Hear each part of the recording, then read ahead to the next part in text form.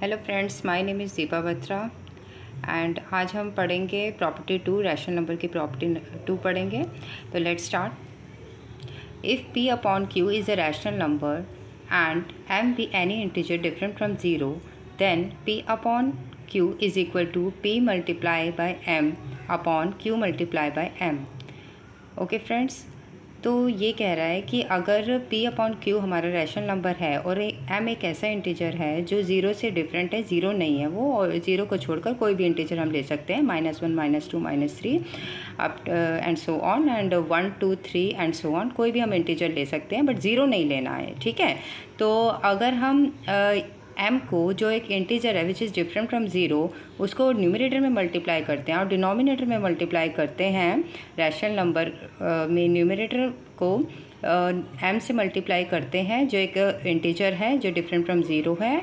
तो m can be -1 -2 -3 and so on, 1 2 3 and so on. And denominator को भी अगर हम m से मल्टीप्लाई करते हैं तो p multiply by m upon q multiply by m, ये किसके इक्विवेलेंट होगा?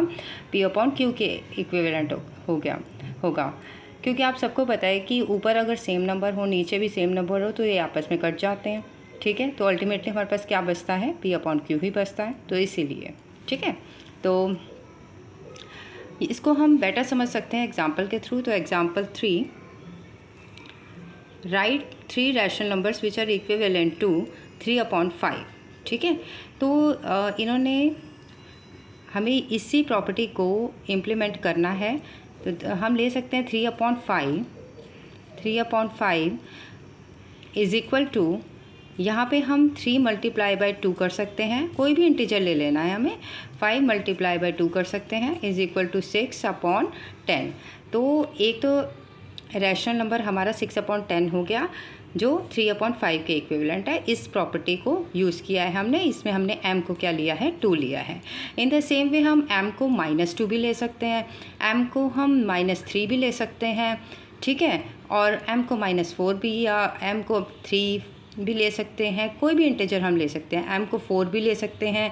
ठीक है, कोई भी हमें इंटीजर लेके उसको न्यूमरेटर और डिनोमिनेटर में मल्टीप्लाई करना है और हमें रैशनल नंबर मिलते चले जाएंगे। जैसे कि इन्होंने m को यहाँ पे 2 लिया है, 2 से मल्टीप्लाई किया है और डिनोमिनेटर में 2 को मल्टीप्लाई किया है।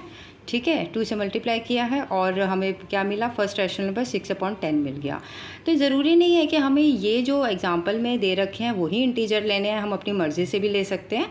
ठीक है, तो अगर हम 2 की जगह 3 ले लेते हैं तो हमारे पास क्या निकल के आता है? 3 multiply 3 upon 5 multiply 3 is equal to 9 upon 15। ठीक है, तो ये हमारे पास सेकंड रैशनल नंबर हो सकता है। तो हम कोई भी इंटीजर ले सकते हैं और उसको न्यूमरेटर और डिनोमिनेटर में मल्टीप्लाई कर सकते हैं with the help of this property and we will get our rational number which is equivalent to 3 upon 5। ठीक है, तो इन्होंने 5 यहाँ पे इंटीजर लिया है। मैं फिर बोल रही हूँ कि हम कोई भी इंटीजर ले सकते हैं। इन्होंने यहाँ पे 2 -3 एंड 5 m की वैल्यू ली है। ठीक है, तो उसके थ्रू इन्होंने रैशनल नंबर फाइंड आउट की हैं जो इक्विवेलेंट है 3 अपॉन 5 के। ठीक है, तो आप कोई भी ले सकते हो, 4 ले सकते हो, 5 की जगह 4 ले सकते हो, 5 की जगह 6 ले सकते हो, 5 की जगह 7 ले सकते हो, आप कोई भी इंटीजर ले सकते हो बट ज़ीरो नहीं लेना है। ठीक है, तो इन्होंने 2 लिया है, तो 6 अपॉन 10 एक फर्स्ट रैशनल नंबर हो गया। फिर इन्होंने -3 लिया है, तो 3 multiply by -3 is equal to -9 upon 5 multiply by -3 is equal to -15। ठीक है, ये सेकेंड रैशनल नंबर हो गया और 3 रैशनल नंबर निकालने हैं हमको। ठीक है, तो 3 multiply by 5 upon 5 multiply by 5 is equal to 15 upon 25। तो ये हमारे पास थर्ड रैशनल नंबर हो गया जो इक्विवेलेंट है 3 अपॉन 5 के। तो हमें जब भी रैशनल नंबर निकालने के लिए बोला जाए which is equivalent to the given rational number, तो हमें इस प्रॉपर्टी का यूज़ करना है।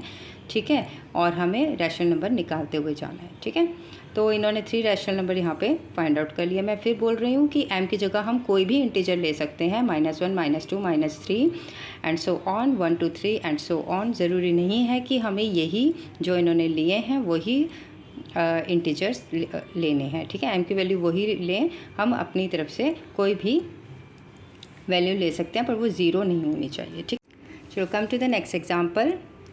तो express -4/7 as a rational number with numerator 12, denominator 28। ठीक है, तो हमें ये कह रहा है कि -4/7 को ऐसे रैशनल नंबर के तौर पे एक्सप्रेस कीजिए जिसका न्यूमरेटर 12 हो। ठीक है, तो इन्होंने फर्स्ट पे हमें मांगा हुआ है कि न्यूमरेटर हमारे पास 12 होना चाहिए। तो अभी हमारा फोकस रहना चाहिए कि न्यूमरेटर को हम 12 कैसे बनाएं। तो -4 को अगर हम -3 से मल्टीप्लाई कर देते हैं, ठीक है, और डिनोमिनेटर को भी -3 से मल्टीप्लाई कर देते हैं with the help of the property second.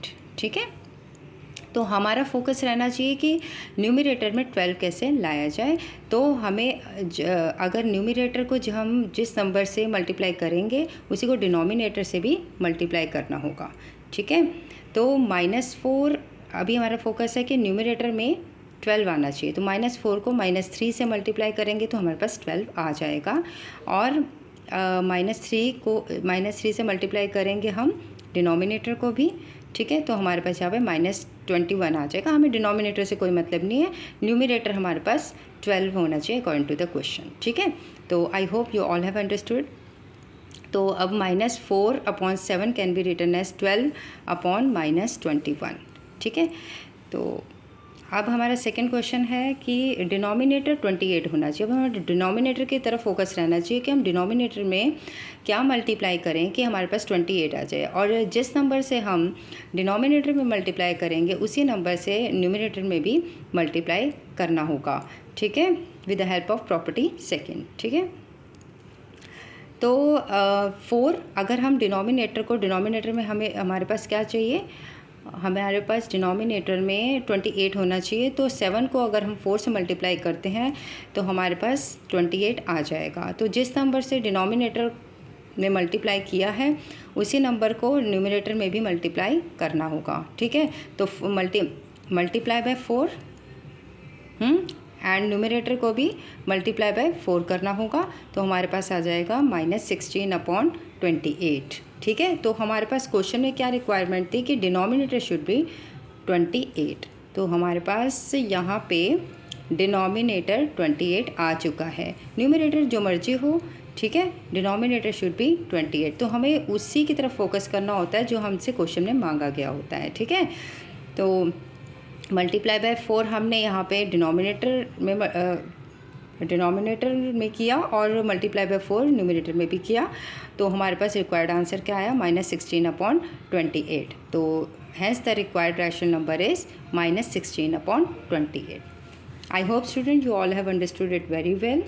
So see you in the next video. Please don't forget to subscribe to my channel. Okay, tata, bye bye. See you in the next video. Okay.